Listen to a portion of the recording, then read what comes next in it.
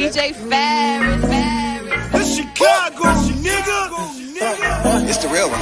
Hit me. Only one is pulling shit the fuck up. Let's get sports talk. Are the Falcons the most disappointing team in the NFL?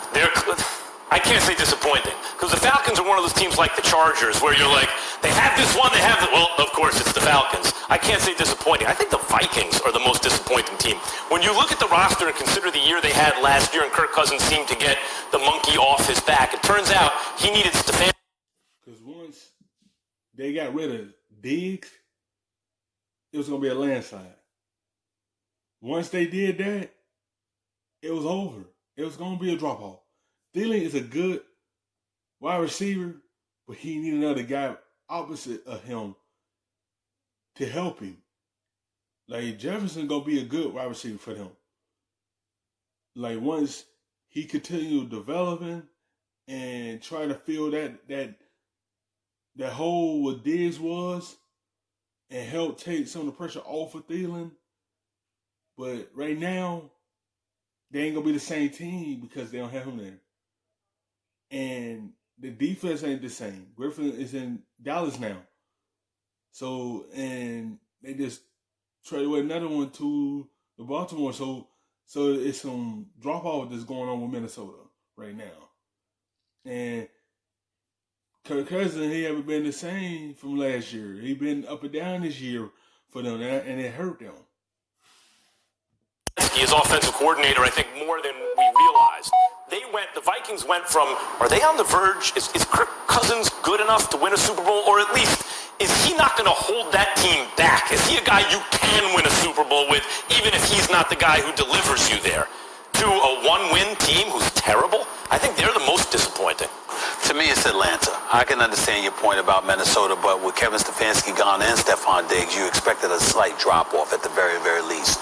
And not only that, I think their coach had health issues with his eye or whatever the case may be. You know, I just saying that I thought about Minnesota, and I said with Chicago and Green Bay in the same division, I just didn't expect much from Minnesota this year, particularly with Kirk Cousins quarterbacking them. In the case of the Atlanta Falcons, here's what bothers me about the Falcons.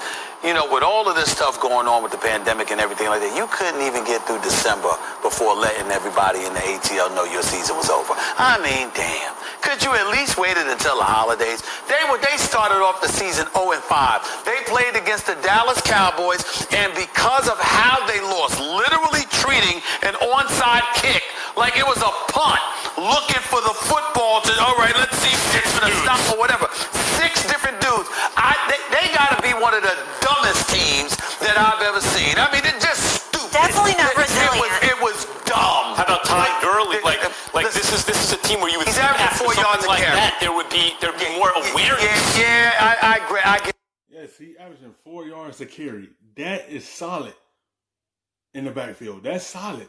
Because he in a situation where he's getting the touches. That's not on Todd Gurley. He's not been a disappointment.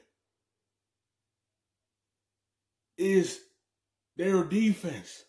They still haven't had a good defense. Their offense is up to par. They always had an offense, but they don't never had the defense to go with it. To at least stop teams from coming back and hold the teams off. But he haven't been a disappointment. He averaging good yards this year because of the touches he getting.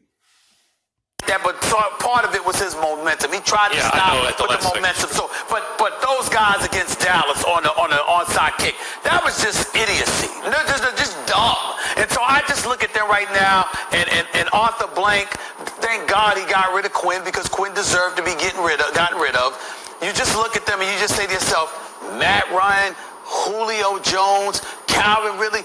I feel so sorry for Julio Jones and Calvin Ridley because these brothers are studs. See, I would agree with you about Atlanta if you said they're on a list of most disappointing teams of the decade. Because when they had that offense clicking with Shanahan, how many years ago was this now? 3 seasons ago? It was like, oh, the NFC is going to have to deal with this offense from now on. What happened? Him. Once Shanahan left this offense, it got stale real quick. They wasn't the same offense once he left Atlanta.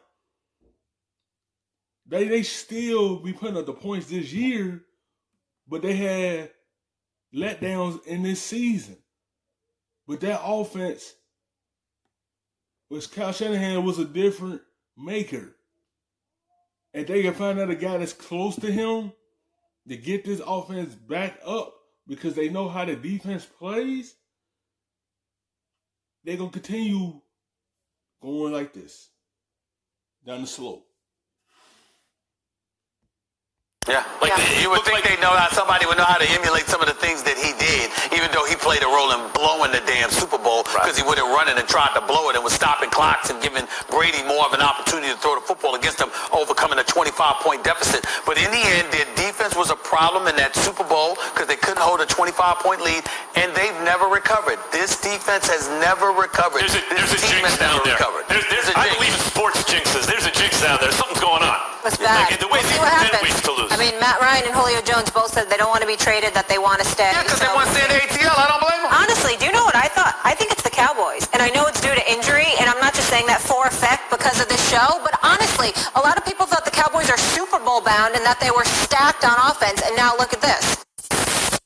Thanks for watching ESPN on YouTube. For live